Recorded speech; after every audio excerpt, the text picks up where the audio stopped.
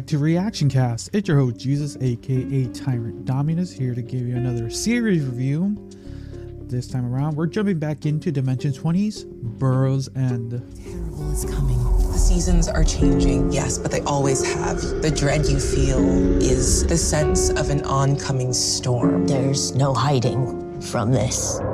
Now we must leave and search for a new home. I think the further away we can get, the better. You can't just pick up and wander into the forest. Will there be danger?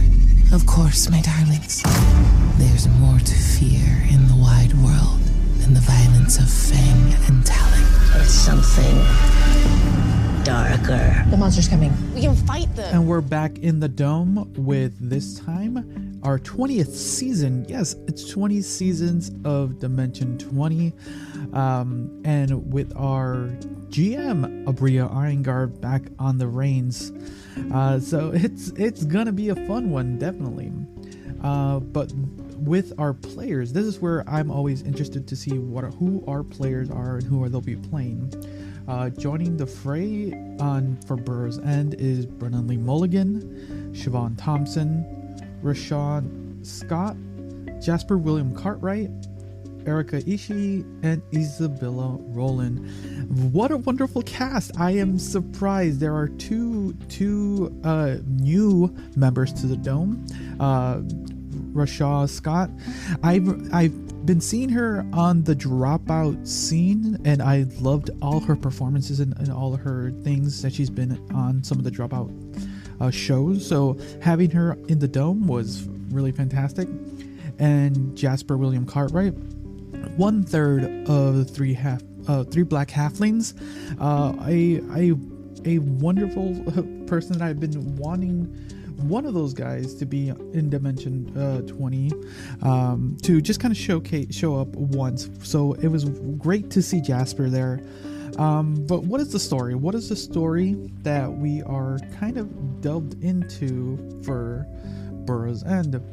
First things first is they are playing animal-based creatures, not unlike, or more not like, oh my god, what was that murder mystery one? I always get baffled when I forget the murder mystery episodes, but just let me double check here. Mice and Murder. Because this time they are literally playing stoats, tiny little animals, they're using just basic Dimension 20 rules, 5th edition. So it's interesting to see how they finagle some of those things for the most part. So it's fun. I'm wondering how everyone was going to do, but let's see. I'm kind of diving in a little bit. So they are a family of stoats that get displaced from their burrows or warren due to some ill gas that leads them to kind of basically travel the land to kind of get to a facility where this energy, the blue, is at. And there's a lot to it. The blue is still very innocuous. That it's giving some of the animals strange abilities. Like Jasper's character, Thornvale, he has an innate ability to control the blue for the most part. He is kind of this somewhat of a off, skittish leader. Like, he's strong when he needs to be, but that's more aligned with Viola, his wife, played by Rashawn. And I like their back and forth. It's really great. It's really fun. But along with that, you get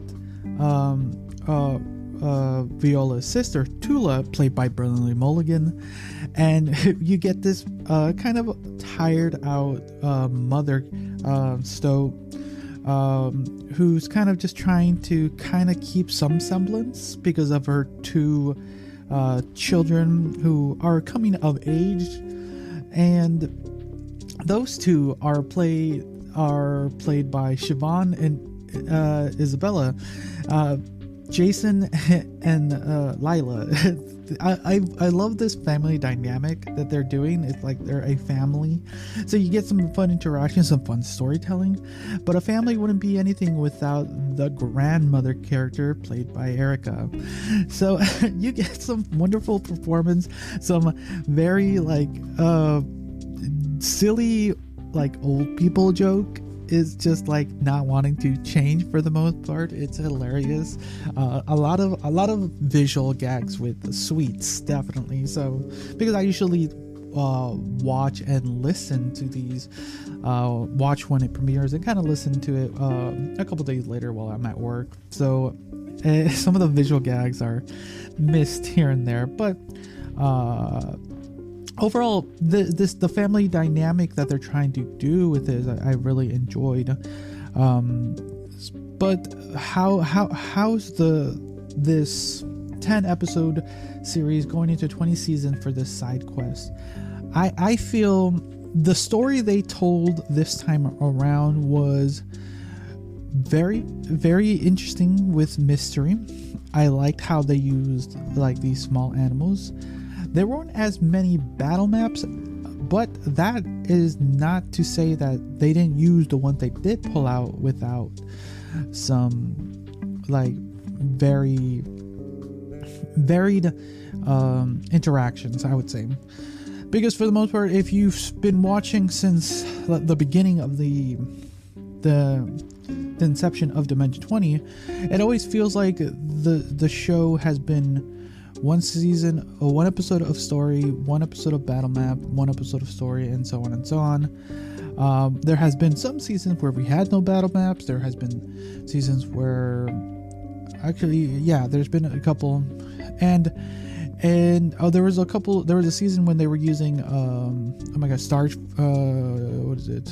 Oh my god, I forgot the online one where you can kind of do like it was computerized, and I really liked that. But at the end of the day, those are only visuals to help just kind of tell the story, so it's not needed.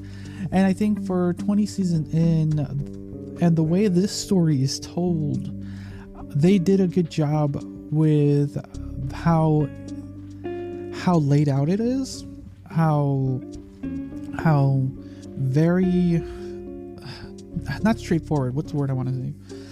How the pacing was well met, how some of the interactions with the family was, because there's very, very few interactions with NPCs. There are a couple until like I believe episode 3 or 4 later on, that really like starts to solidify some external things, but it's very family oriented, and that's where you're really getting most of the story from this family. Like definitely they're trying to solve this mystery of how what the blue is, what the monsters that are out in the world are, and just kind of trying to figure themselves out for the most part. And I really enjoyed that. I think that's the best part. I would say then from beginning to end, the finale itself, without spoiling, is one of the more one of the loudest finales I've ever heard. I've definitely one of the loudest, for better or worse. You could take that for what it is, but it was wonderful to kind of see that just come about. So yeah, from beginning to end, story was wonderful. It was fun, and it's really hard. There's almost very little negative I can really say to it. Even in between the in-betweens, the Stoto recall, I really enjoyed their conversations, kind of some of the things they were trying to say with their characters and things like that, and just getting a little behind the scenes and stuff like that.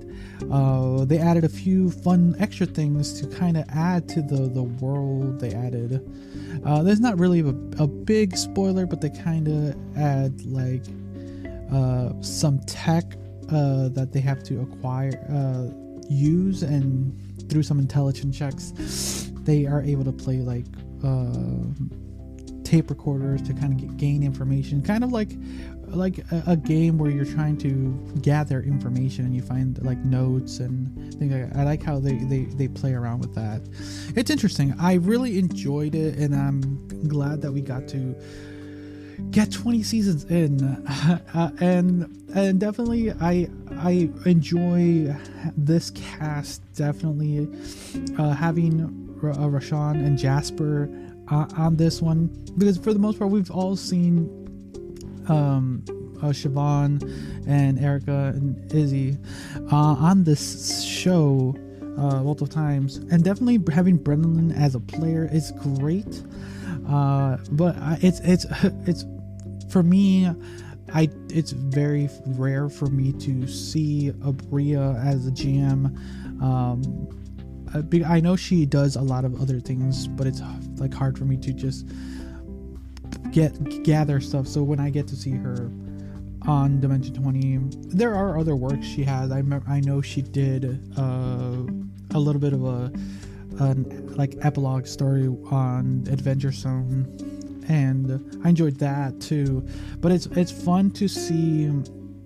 It's fun to see her kind of have the dome in her hands, basically, and I'm glad what she did here. But yeah, that's kind of my thoughts. One of the more interesting seasons, I would say. I am so glad we got to see this. I'm looking forward to seeing what next season is.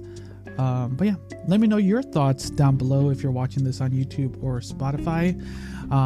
But if you're listening to this on any other podcasting platform, you can always follow me on X or Twitter, Instagram, Facebook, or TikTok, and you can always find me there and let me know what your thoughts on Burrow's End is. So yeah, thanks again for listening or watching. Until next time, see ya.